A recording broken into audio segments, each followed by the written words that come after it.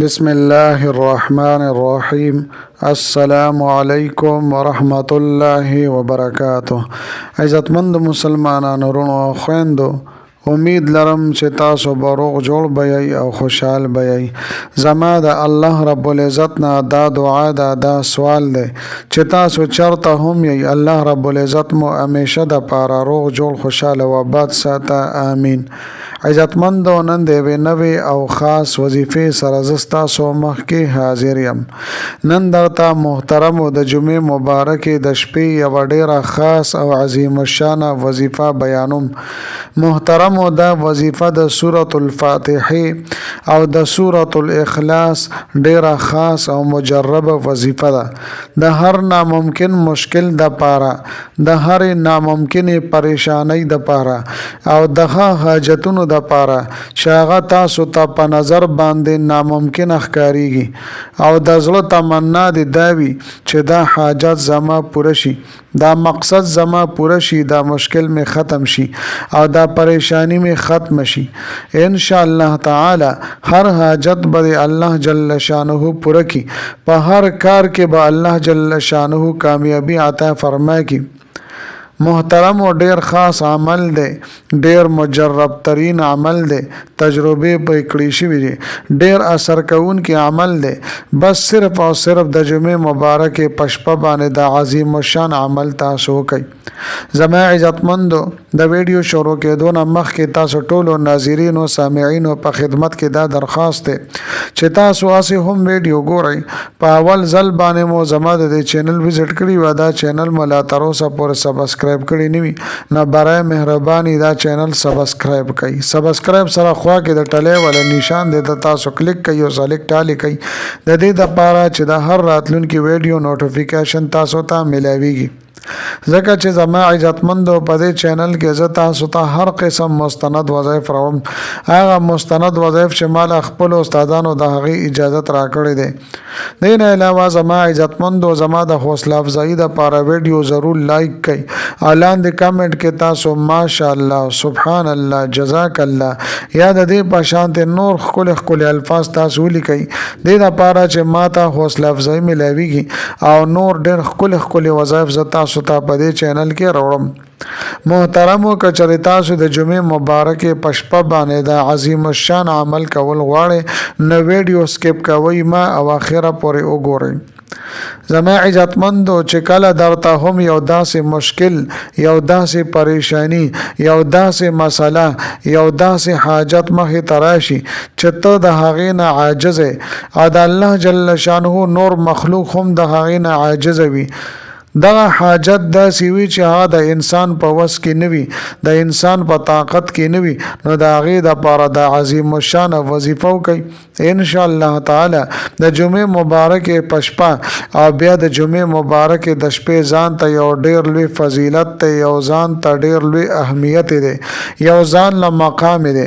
زما عزتمندو، د دې عظیم الشانې وظیفې ځان ته خاص برکات دي او کمالات دي. کله چې تاسو دا وظیفه د جمعې مبارکې په شپه باندې وکړئ نو دې کمالات او برکات او کرشمات به تاسو په خپله باندې ووینئ چې الله رب العزت په خپل کلام پاک کې څومره عظیم الشان طاقت کې ښودلی دی. او کلام پاک زما عزتمندو یوه ډېره لویه عظیم ترینه معجزه ده د نبي علیه الصلاة والسلام. محترمو، د الله جل شانو په کلام کې ډېر زیات خیر او برکت پروت دی، لیکن کمی زمونږ او تاسو دی، ځکه چې مونږ یقین کامل نه دی، زمونږ یقین دا کامل نه دی. په الله جل شانه باندې توکل او بروسه مونږ نه کوو، زمونږ توکل او بروسه په الله جل شانه باندې کمزوري ده. نو مونږ ته په الله جل شانه او د الله رب العزت په کلام باندې کامل یقین ساتل پکار دي او په دې یقین کامل سره توکل سره مونږ دا وظیفه وکړو. زما عزتمندو، اوس راځم وظیفې طرف ته مکمل ترتیب او طریقه کار زه تاسو ته بیانوم. زما عزتمندو، دا وظیفه د سورة الفاتحه او د سورة الاخلاص وظیفه ده. سورة الفاتحه یعنی الحمدلله رب العالمین او سورة الاخلاص یعنی قل هو الله احد سورت دا د دې وظیفه ده. نو زما عزتمندو دا سورۃ الفاتحه بچی بچی ته په یادو باندې ورزي او مونږه په هر رکعت کې مونږ وایو ځکه د سورۃ الفاتحه نه بغیر مونږ نه کیږي. بهر حال زما عزتمندو تاسو دا وظیفه کول غواړئ د یو حاجت لپاره د یو مقصد لپاره یا سبل څه مسله ده د مال او دولت تنګي ده د رزق تنګي ده قرضونو کې راګیر یا مشکلاتو کې راګیر یا د بهر ملک ته څه مسله ده بهر ملک کې کار نشتا روزګار نشتا رهایش نشتا نو زما عزتمندو د هغې دپاره هم تاسو دا وظیفه کولی شئ. یا زما عزتمندو د چا په کور کې جنگ جګړې دي نفرتونه دي حسدونه دي او بنیتې دي نو د دې لپاره هم تاسو دا وظیفه دا عمل کولی شئ. ان شاء الله تعالی تاسو په کور کې به الله جل شانو خیرونه برکتونه را نازل کړي را جنگ جګړې نفرتونه دا په مینه او محبت باندې بدل شي. زما عزتمندو دا وظیفه و تاسو د جمعې مبارکه پشپه باندې کوي. اوس تاسو ته پدې کې اختیار دی کده ماخام موز نه پسې تاسو کولای شئ کده ماسخوتن موز نه پسې تاسو کولای شئ. نو زما عزتمندو که چېرې تاسو او 10 چردام نوي نو صحیح طریقې سره به تاسو او 10 چردام وکئ او بیا به 2 رکعات نفل عام 2 رکعات نفل به تاسو انتهایی خشوع وضو سره عجزه سره وکئ. کله چې مو نفل وکړه نو دې نفل او ثواب به حضرت حاضر علیه السلام له او حضرت دانیال علیه السلام له بددي ثواب او بخي. د دې نه پس به زما عزتمند او تاسو درې پیری درود شریف وایي که درود ابراهیمی مو وي نو ډیره بهتره وي. بیا به د دې نه پس سورۃ الفاتحه الحمدلله رب العالمین نواله تر ولد ضالین امین پورې دا به تاسو 121 مرتبه یو سل یو شپېره به تاسو دا اولولای.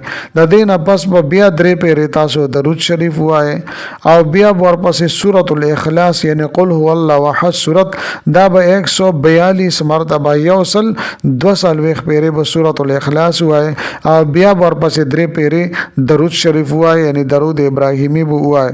د دې نه پس به دعا د پر الله سپورته کوي د خپل مسایلو د پر بد الله جل شانه نه دعاګانې وغواړي.